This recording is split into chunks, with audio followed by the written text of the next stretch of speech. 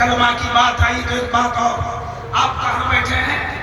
दरभंगा में, मदरसा किला घाट में। ये कहाँ है? भारत में। कहाँ है? भारत में। भारत में। जो साइंस की किताब पढ़े हैं आप वो जानते हैं, या अगर आपकी नजर वहां नहीं गई तो मुझसे सुनिए। कलमा के ताल्लुक से एक साइंस की बात बता रहा हूँ, आपका ईमान ताजा होगा। ऐसा साइंस की किताब बताती है कि भारत में सबसे पहले सूरज कहाँ निकलता है? अरुणाचल।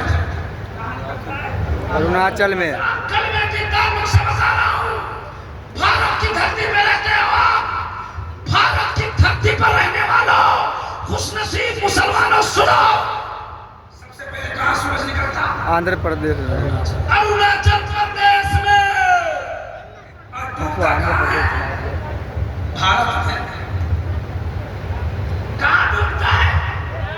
कुछ पता नहीं है। एक हरी बोल रहा है गुजरात में।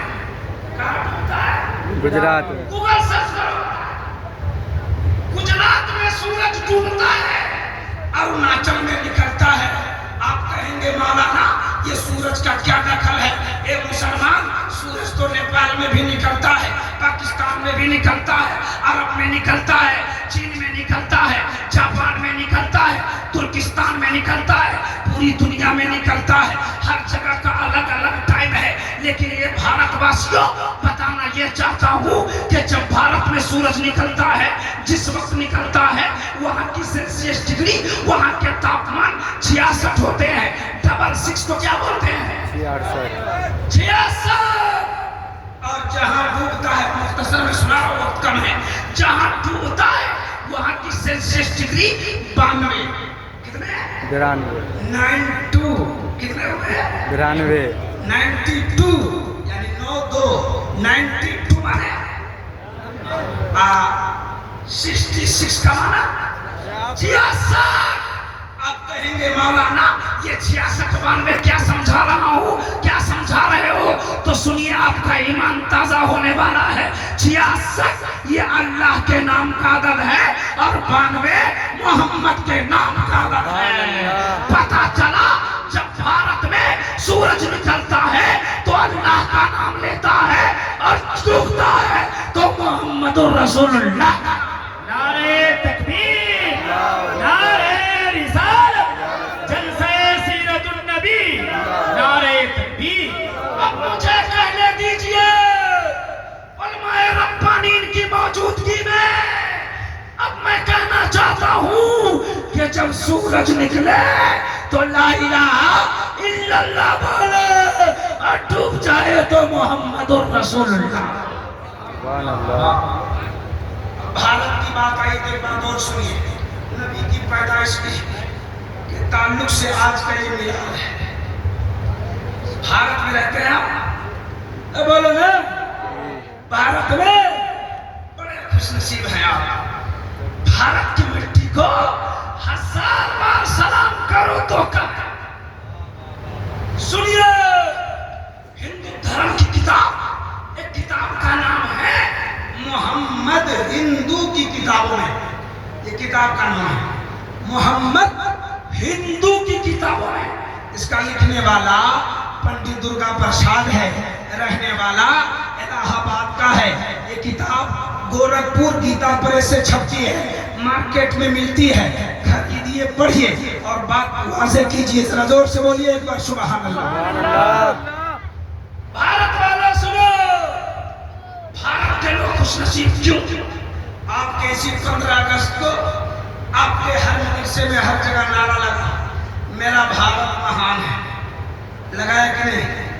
बोलो ना जी। बोलो ना भाई जी, लगाते हैं ना। भारत ये क्यों महान है सर?